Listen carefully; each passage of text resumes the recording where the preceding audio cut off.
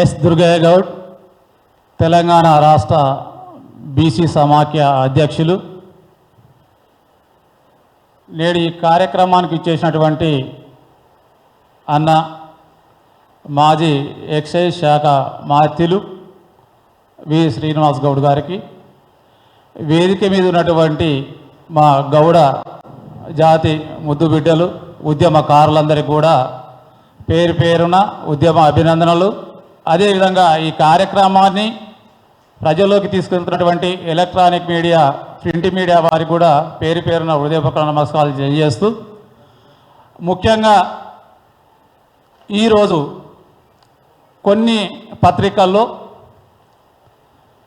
Outer ring road లోపల ఉన్నటువంటి దాదాపు 435 దుకాణాలను బంద్ చేస్తామని చెప్పేసి దాని దిశగా రాష్ట్ర ప్రభుత్వం ఆలోచన చేస్తుందని చెప్పేసి ఈరోజు తర్వాత మళ్ళీ వివిధ ప్రాంతాలకు కూడా ఇది విస్తరించేటటువంటి అవకాశం ఉంది. ముఖ్యంగా రాష్ట్ర ప్రభుత్వం ఎక్సైజ్ వాళ్ళు చెప్పుతున్నటువంటి విషయం ఏంటంటే, హైదరాబాద్ తాటి ఈత చెట్లే లేవు కానీ కళ్ళు ఎక్కడికి వెళ్ళి వస్తుందన్నటువంటి విధానం మీద మాట్లాడుతున్నప్పుడు ఒక సందర్భంగా మీడియా మిత్రులకు విజ్ఞప్తి చేస్తాం. ఈరోజు రాష్ట్రంలో వస్తున్నటువంటి ఈ ఒక హైదరాబాద్లోనే దాదాపు 1,40,00,000 మంది జనాభా ఉన్నారు. కానీ ఈరోజు రాష్ట్రంలో ఇప్పటికీ ఈ యొక్క పాల ఉత్పత్తి 20 లక్షల లీటర్ మాత్రమే వస్తుంది. అంటే ఈ రాష్ట్రంలో ఎక్కడ కూడా ఇప్పుడు నిజంగా చెప్పాలంటే ప్రతి వస్తువు కూడా హైదరాబాద్కి కూరగాయలు కానీ, పండ్లు కానీ, వైన్స్ కానీ అన్నీ కూడా వివిధ ప్రాంతాల నుంచి వస్తుంది. ముఖ్యంగా రాష్ట్ర ప్రభుత్వం యొక్క ఉద్దేశం ఏంటంటే, ఎక్సైజ్ శాఖ ఈరోజు లిక్కర్ మాఫియాతోటి, అంటే ఈ కళ్ళు దుకాణాల నుంచి వచ్చేటటువంటి ఏదైతే ఈ యొక్క ఎమ్మెల్యేలకు, అంటే ప్రతి నియోజకవర్గంలో చాలామంది ఎమ్మెల్యేలు వివిధ కళ్ళు దుకాణాల నుంచి దాదాపు నెలల వారీగా లక్షల రూపాయలు ఈరోజు తీసుకున్నటువంటి పరిస్థితి ఉంది. అంటే ఒక్కొక్క షాపు నుంచి 10 లక్షలు, 8 లక్షలు, అదేవిధంగా 6 లక్షలు, ఈ విధంగా అంటే మా దగ్గర లిస్ట్ కూడా ఉంది.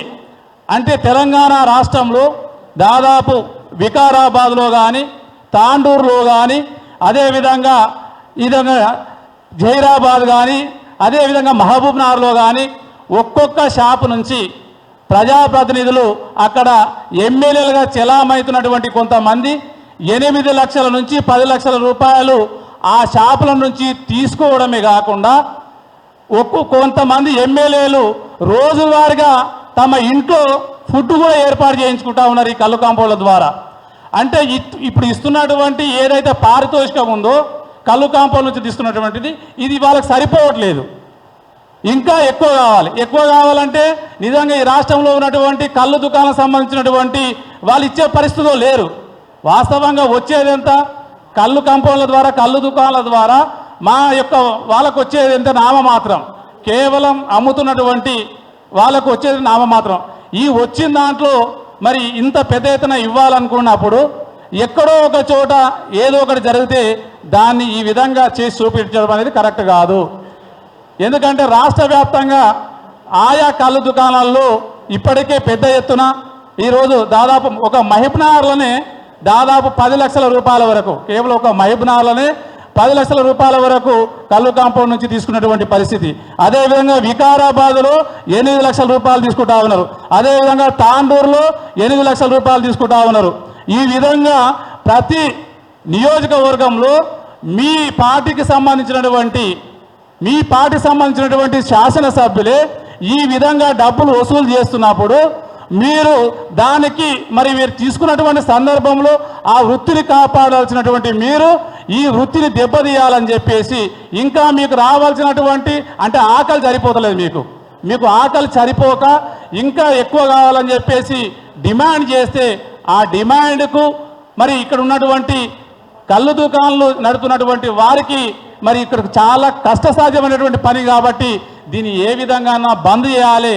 బంద్ చేస్తే ఈ లిక్కర్ మాఫియాతోటి చేతులు కలపొచ్చు, చేతులు కడితే లక్షలాది రూపాయలు వస్తాయని చెప్పేసి ఈరోజు కల్తీ పేరుతోటి మరి మా కళ్ళు గీత వృత్తిని కడుపున కొట్టాలని చేస్తున్నటువంటి ఈ రాష్ట్ర ప్రభుత్వానికి మేము ముఖ్యంగా చెప్తాం. నిన్న మొన్న కొన్ని యూట్యూబ్లలో కూడా చూపించారు కొన్ని శాంపిల్స్. చాలా కళ్ళు దుకాణాలకు పోయినారు, యూట్యూబ్ వాళ్ళు కూడా తొలి వెలుగు నుంచి పోయినారు, అదేవిధంగా సుమన్ టీవీ నుంచి పోయినారు.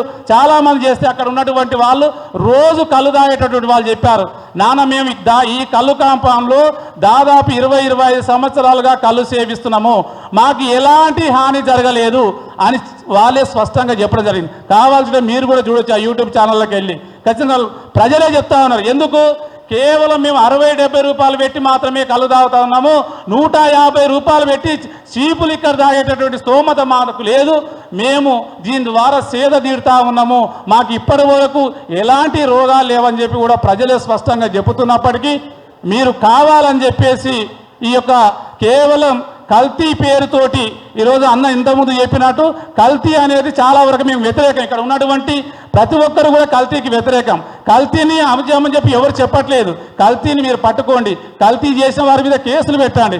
కానీ కల్తీ పేరుతోటి కళ్ళు గీత వృత్తిదారుల యొక్క పొట్టలు కొడితే మాత్రము చూస్తూ సహించేయలేదని చెప్పి కూడా ఈ సందర్భంగా విజ్ఞప్తి చేస్తూ ఇప్పటికైనా ఈ రాష్ట్ర ముఖ్యమంత్రి రేవంత్ రెడ్డి గారు, అదేవిధంగా మా యొక్క జాతి బిడ్డ అయినటువంటి పొన్నం ప్రభాకర్ గారు, అదేవిధంగా ఈరోజు మహేష్ కుమార్ గౌడ్తో పాటు మిగతా శాసనసభ్యులు కూడా ఈ వృత్తిని కాపాడాలని చెప్పి విజ్ఞప్తి చేస్తూ, అదేవిధంగా తెలంగాణ రాష్ట్ర ప్రభుత్వం అధికారంలో ఉన్నప్పుడు 10 సంవత్సరాలలో పద్మారావు గౌడ్ ఉన్నప్పుడు కానీ మా మంత్రి శ్రీనివాస్ గౌడ్ గారు ఉన్నప్పుడు కానీ కళ్ళు దుకాణాల వైపు చూసినటువంటి వాళ్ళు ఎవరు లేరు.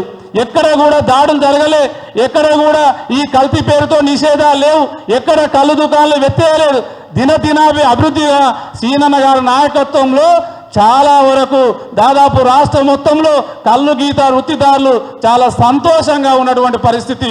నీరా వృత్తి తీసుకొచ్చి ప్రపంచానికే ఈరోజు తలామానికంగా హైదరాబాదులో ఒక కళ్ళు నుంచి ఎన్ని ఉత్పత్తులు ఈ రోజు చక్కెర, బెల్లము, బూస్టు, రకరకాల బిస్కెట్లు, చాక్లెట్లు, ఇన్ని వస్తువులు తయారవుతూ ఉంటే ఈ కళ్ళు వృత్తిని దెబ్బతీయాలన్నటువంటి ఆలోచన ఏదైతే ఉందో దాన్ని మానుకోవాలని చెప్పేసి ఈ సందర్భంగా విజ్ఞప్తి చేస్తూ ఈ అవకాశం ఇచ్చినటువంటి పెద్దలకు మరీ విజ్ఞప్తి చేస్తూ నమస్తే.